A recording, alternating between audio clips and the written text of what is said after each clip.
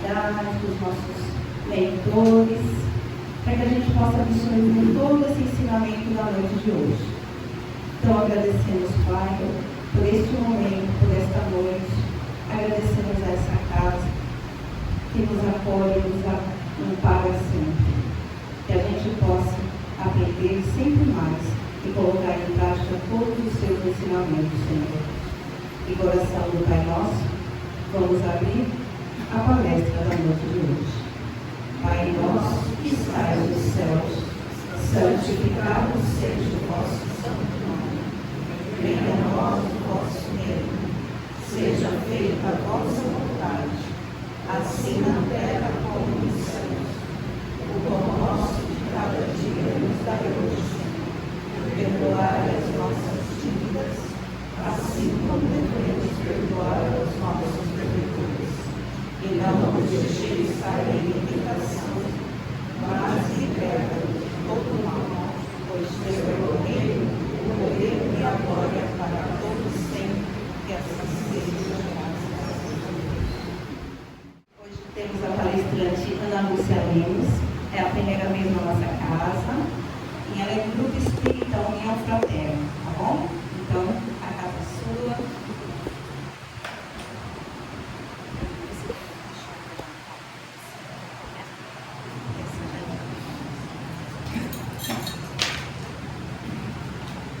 Bom, boa noite a todos. Boa noite. É um prazer muito grande estar aqui. Eu conheço o Claudete e o Gerson há muito tempo já. Já são palestrantes lá na minha casa. E hoje, falo para vocês que uma segunda-feira com esse calor, ouvir amai os vossos inimigos é só para os fortes. Né? Então, o tema de hoje é amai os vossos inimigos. Então, assim, no Evangelho segundo o Espiritismo, nós temos esse capítulo 12, amai os vossos inimigos. E aí ele está separado por vários itens que vocês já conhecem. Todo mundo que é da casa espírita já leu esse capítulo. Restituir o bem pelo mal, os inimigos desencarnados, se alguém vos bate na face direita, a vingança, o ódio do ego. Mas a pergunta mais interessante é possível amar um inimigo? Agora não. Na atual evolução, no estágio que nós estamos, não, a gente não sabe nem amar um amigo, a gente não sabe nem amar um filho. A gente exige que o filho faça o que você quer, você não respeita nem a vontade do filho. Como é que você vai amar um inimigo? Isso fica tão confuso na nossa cabeça, tão distante, né? Agora não. Agora sim, mas vamos devagar, vamos por partes, né? Pô, mas você está falando o contrário do Evangelho? Não, eu estou falando o contrário, estou falando que vamos devagar, eu me engatinhando. Agora não dá para dizer eu amo aquele que matou meu filho. Dá, né? Mas o que quer dizer um inimigo, então? O inimigo é aquele que prejudica, que é nocivo. Então o inimigo vem subentendido que ele te causou o quê? Sofrimento. Sofrimento. Então aquela pessoa é inimiga e causou um sofrimento. E aí, eu consigo então, talvez, sair desse sofrimento, porque a pessoa fica alimentando aquele sofrimento e junto a raiva e o rancor, o ódio daquela pessoa que gerou o sofrimento. Então vamos tentar, pelo menos, diminuir o sofrimento. E como é que se pode fazer isso? Tem algumas palavras que são fantásticas para isso, que são essas daqui, ó. Ressignificar, transformar, transmutar. Como é que eu consigo transformar o sofrimento? E vocês sabem, né, que é através do sofrimento que a gente vai o quê? Aprender, evoluir e fortalecer. Então, muitas vezes aquele inimigo, nem é um inimigo, é uma pessoa que foi colocada na sua vida para te gerar aquele desconforto, aquele sofrimento necessário para o seu crescimento. Tá, mas como é que eu posso transmutar isso? Eu vou dar uns exemplos simples, né? Vamos começar pelo mais simples. Uma coisa que aconteceu comigo, eu fui levar meu cachorro, que eu adorava, amava, fazer fazer um tratamento, uma limpeza lá de carro, eu e minha filha. Aí veio o anestesista, falou, eu vou dar só um pré-anestésico nele, para você se despedir. Deu o pré-anestésico e o cachorro morreu. Naquela correria, eu e minha filha, o cachorro teve um choque anafilático na hora e caiu. Ele sujou todo o meu tênis. E era um tênis novinho, rosinha, lindinho. Eu tinha acabado de comprar e meu tênis ficou todo sujo. E depois disso, sempre que eu olhava o tênis, eu me lembrava do sofrimento que tudo aquilo me gerou. Eu olhava aquele tênis na gaveta, lavei o tênis, botei lá, mas eu não conseguia usar o tênis. Porque eu lembrava do cachorro, de todo aquele sofrimento, e eu fui eu que fui levar o cachorro para tratar. Enfim, uma colega minha, fisioterapeuta, resolveu fazer um treino de corrida na praia. E ela que estava desenvolvendo um grupo, tal. Eu falei, eu vou prestigiar ela, né? Mas nunca corri na vida. Com 50 e poucos anos, né?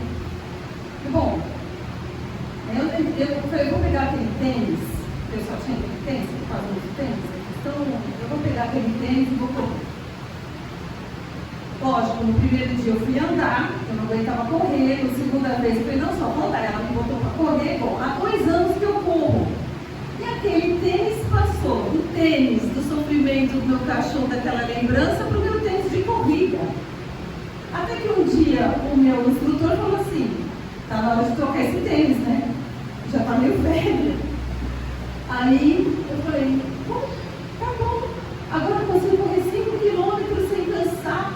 Olha que delícia! E eu nem lembro mais do tênis. Então a gente tem que transmutar o nosso sofrimento. É lógico que isso é uma coisa pequena. Estou dando um exemplo pequeno de transformação. Mas tem também o exemplo de um grande empresário que teve seu filho sequestrado. E quando ele pagou o sequestro, o filho já tinha sido até morto. E como é que esse cara vai fazer para transmutar esse sofrimento atroz? Né? Enfim, ele conseguiu. Porque ele agora virou um palestrante, ele virou um deputado famoso, que atua com leis para a segurança. Então ele tentou transformar esse sofrimento em alguma coisa positiva e conseguiu o quê? Se libertar. Por quê? Quando a gente fica ruminando o ódio e a raiva, eu podia estar com ódio do anestesista e estar falando que tudo foi culpa dele, tudo foi culpa dele, tudo foi culpa dele. Então assim, quando a gente consegue se libertar disso, por quê? Quando eu tenho a vingança ou ódio de alguém, na verdade eu estou acorrentado a essa pessoa. Então, esse pensamento, em vez de me libertar, me liga mais àquele fato que eu quero transformar. Você vai esquecer aquele sofrimento? Não, é difícil esquecer. Quem esquece que perdeu um filho? Não esquece, mas você vai transformar, aliviar, para a gente conseguir continuar a nossa caminhada evoluindo e não retardando a situação, não atrasando a situação. O que acontece? Aí tem muita gente que fala, não, mas eu quero que ele sofra. Como a gente sabe, né? No Espiritismo, que o nosso inimigo é encarnado, é melhor estar encarnado, porque a gente está vendo onde ele está, do que desencarnado. Então a morte não muda nada, ao contrário, esse irmão desencarnado que tinha, que surgiu o ódio, ele vai virar o quê? Um amigo, obsessor ali, que vai prejudicar você. Mas muitos obsessores que vêm na mesa querem que aquela pessoa sofra o que ele sofreu. E aí vem a pergunta, causar o mesmo sofrimento no outro te traz felicidade? Eu perdi o meu filho, eu vou fazer ele perder o filho dele, isso vai me gerar felicidade? Não vai. Isso vai devolver o meu bem que eu perdi? Não vai. Então assim, quando você quer gerar um sofrimento para o outro, alivia o seu. Então isso é uma maneira errada que a gente tem de achar que vai melhorar. Eu não vou aliviar esse meu sofrimento causando mais sofrimento. E é isso que Jesus nos fala no amai os vossos inimigos. Nós temos que amar a nós. Quem quer ficar acorrentado a alguém que te fez mal, com o pensamento da vingança, vai procurar alguma coisa que te eleve, vai estar com pessoas do bem que te façam o bem e que você se sinta bem. Eu quero que a justiça seja feita, que ele pague? Ok. Então deixa que a justiça do homem seja feita. Né? Vai ser condenado, vai ser julgado e tal. Não preciso eu ficar lá, né, nutrindo esse ódio e não me levo para lado nenhum. E as fatalidades? Eu considero que isso do meu cachorro foi uma fatalidade. Né? A gente sabe que pode acontecer. E o que o Chico falava das fatalidades?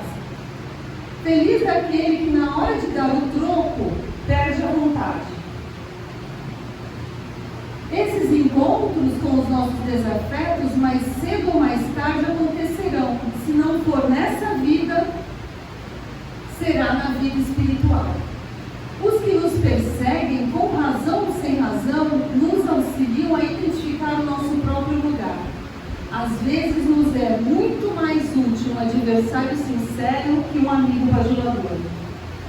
Vocês lembram? Tem um filme até, As Mães de Chico, que tem uma mãe que ela cuidava muito da criança e o pai era muito ausente. E um dia a babá saiu com ele para andar de bicicleta e ele caiu lá da bicicleta, bateu a cabeça e morreu. A mãe era mais resignada, aceitava aquilo. Por quê? Ela não tinha peso na consciência, ela estava sempre do lado do filho dela, ela fez tudo pelo filho dela. O pai, que nunca estava, fez o quê? Se revoltava e queria matar a babá. Queria dar um jeito de... não podia nem ver a babá. E aí um dia o Chico fala para essa mãe que aquilo foi uma fatalidade, aquela criança tinha que desencarnar naquele momento, né? Era a necessidade dele. E ainda bem que ele veio pela mão da babá. Imagina se fosse pela mão dela. Imagina se fosse ela naquela bicicleta. O quanto difícil não ia ser para essa mãe, pior ainda, né? Do que se fosse pela babá. Então, as fatalidades acontecem, às vezes eles acham aquela pessoa que está ali, né, para causar, tem essa oportunidade para ter esse momento, esse sofrimento, mas ele fala que a gente não deve dar o troco, né?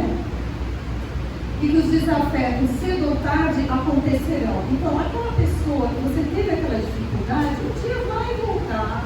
A gente vem se batendo várias encarnações com os nossos pais, com os nossos filhos, com os nossos companheiros.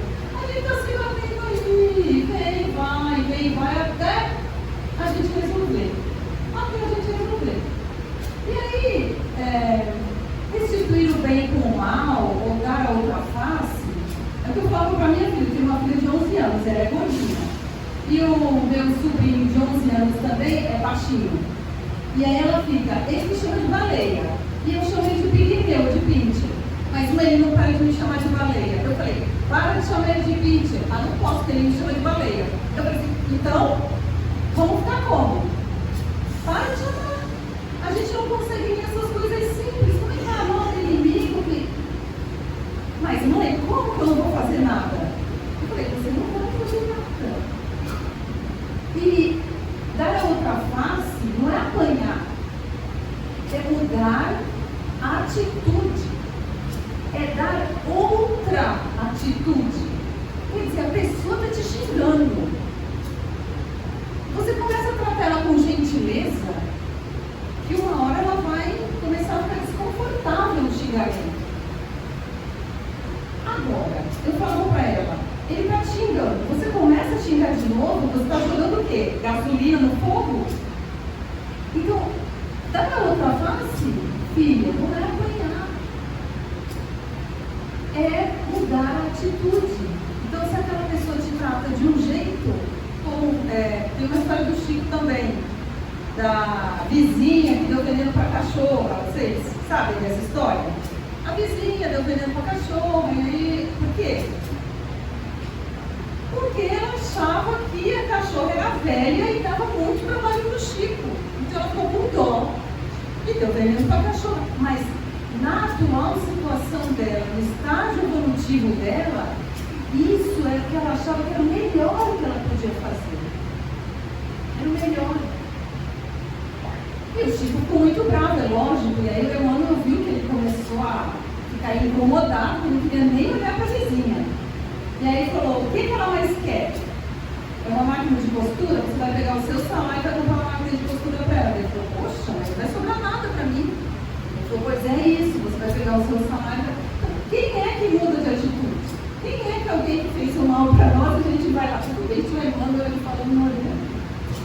Quem é que muda? Então, mudar a atitude. É isso que é dar a outra face. Né? É tão complicado de fazer. Mas a gente tem que começar nas pequenas coisas. Não xingar. No trânsito, então, né? O cara faz um sinal, você fala, desculpa. O cara não faz de novo, ele não xinga de novo. Se você estiver muito atormentado, e se ele estiver muito atormentado, aí você não vai querer que vai brigar com ele mesmo. Aí você continua pedindo desculpa. Então, toma cuidado, né? São as pequenas coisas que a gente tem que começar a mudar, porque a gente ainda não consegue dar esse passo grande. Né? Vamos devagar.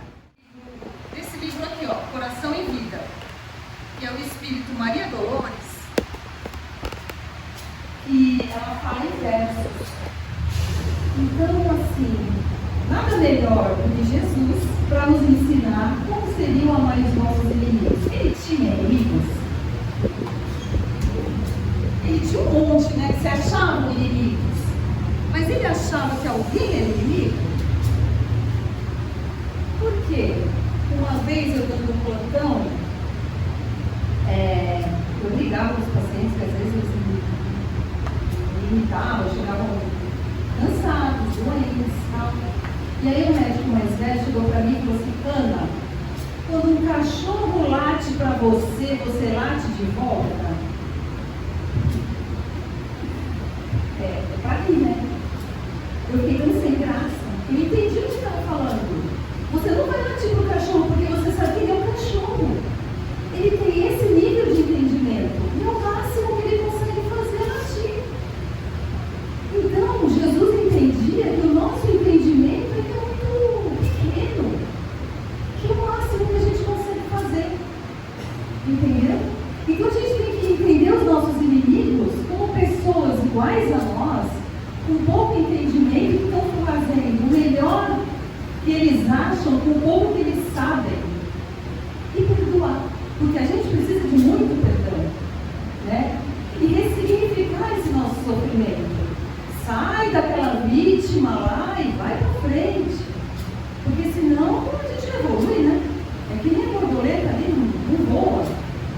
Então tem essa história aqui que eu vou contar para vocês. Se cuidar o livro, é assim, Maria Madalena encontrou Jesus, né? Como vocês sabem, depois de 3 dias, ela foi lá e encontrou Jesus.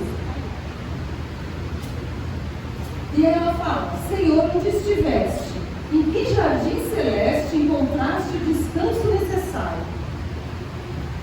Mas Jesus respondeu, não, Maria, não fui ainda ao alto. Não me elevei sequer um palmo à luz do firmamento. Quem ama não consegue achar o céu de um salto. Ao invés de subir aos altos esplendores, desci. Mas desci muito aos reinos inferiores. Despertando no túmulo, escutei os gritos da aflição de alguém que muito amei e que muito amo ainda.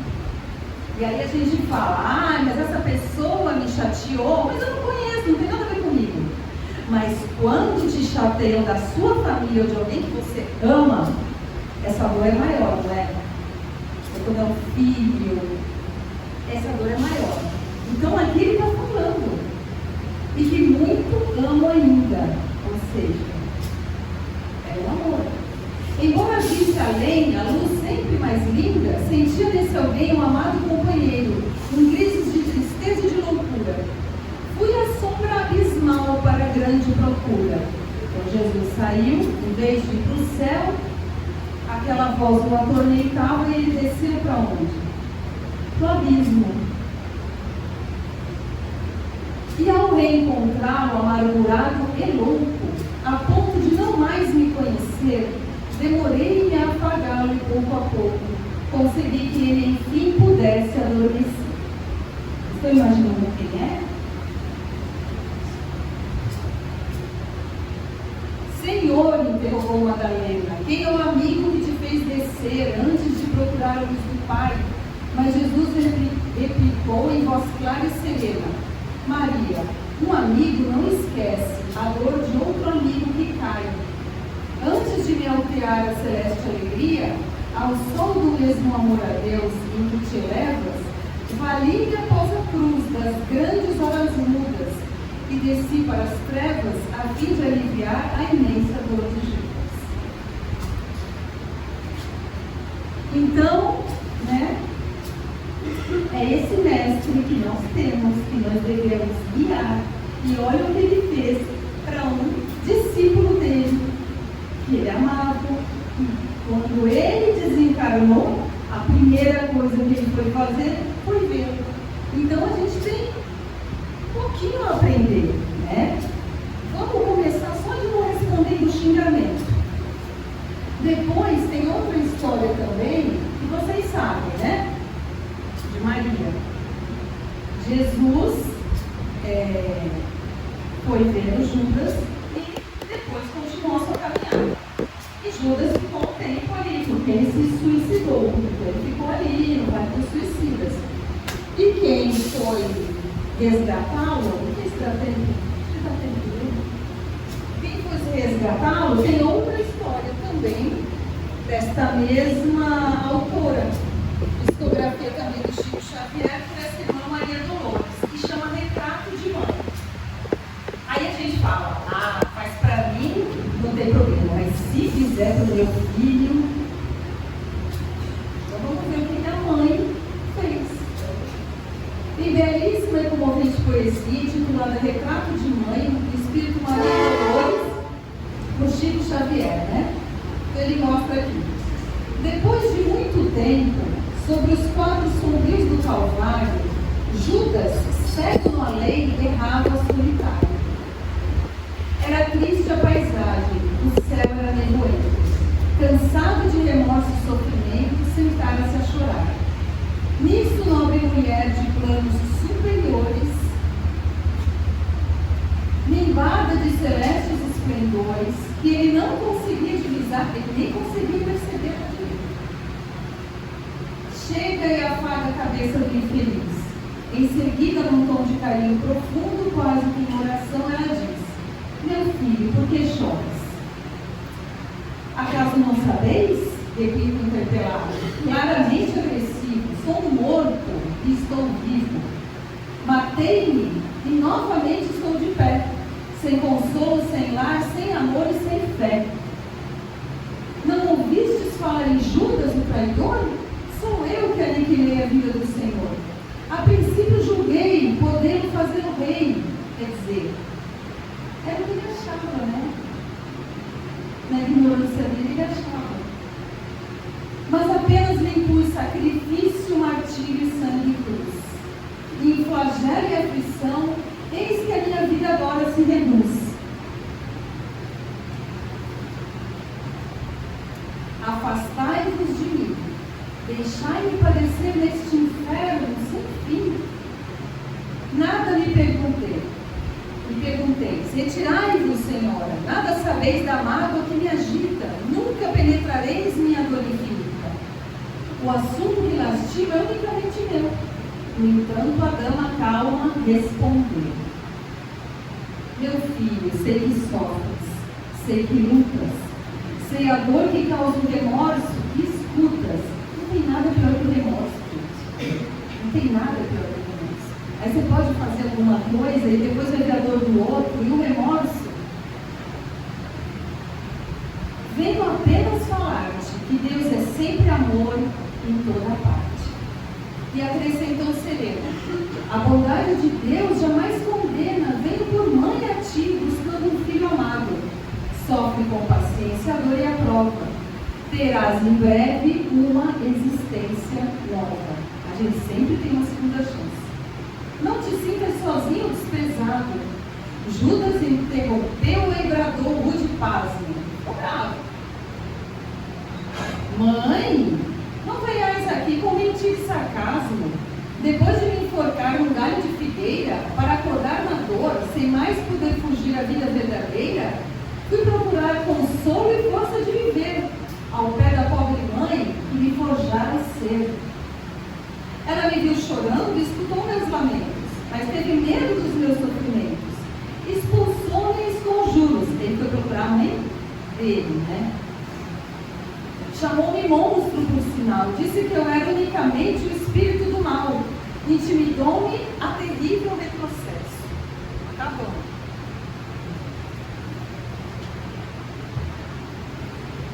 Mandando que apressasse o meu regresso para a zona infernal de onde por certo eu vinha. Ah, detesto lembrar a horrível mãe que eu tinha. Não me faleis de mães, não me faleis de amor. Eu sou apenas um monstro sofredor.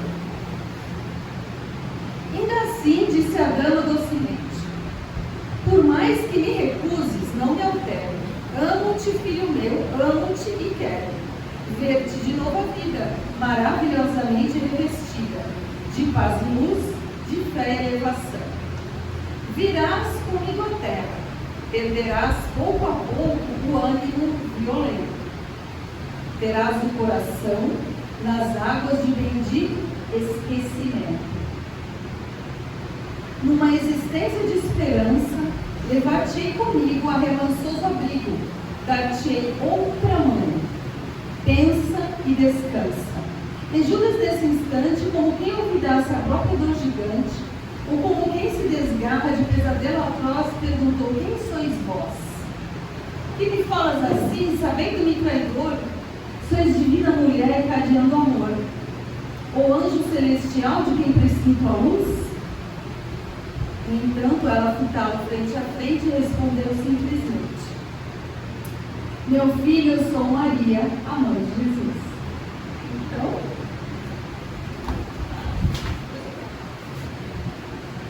nós temos que aprender a amar. Amar vai muito mais do que a gente acha, né? Vai muito mais do sexo, vai muito mais do que a gente nem sabe o que é o amor, né? Ainda mais quando a gente escuta as histórias dele.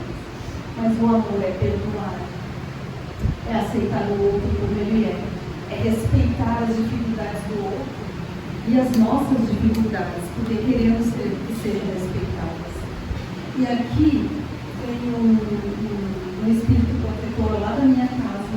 Ele fala que os inimigos reais são nossa inconformidade com a autonomia do outro.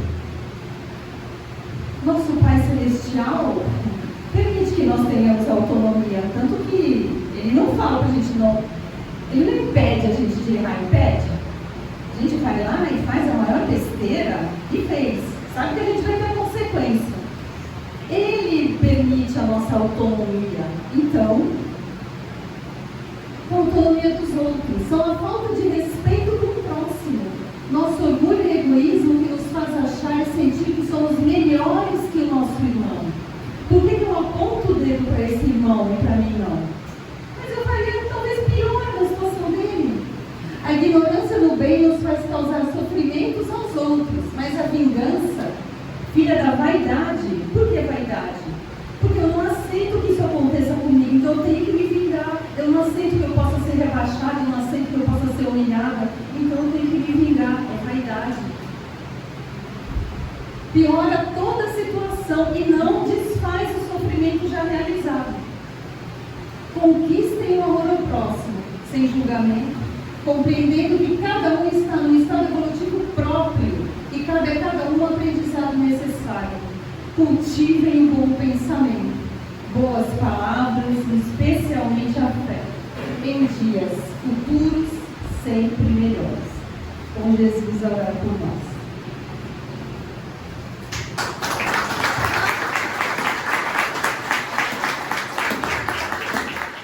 A gente vai agora novamente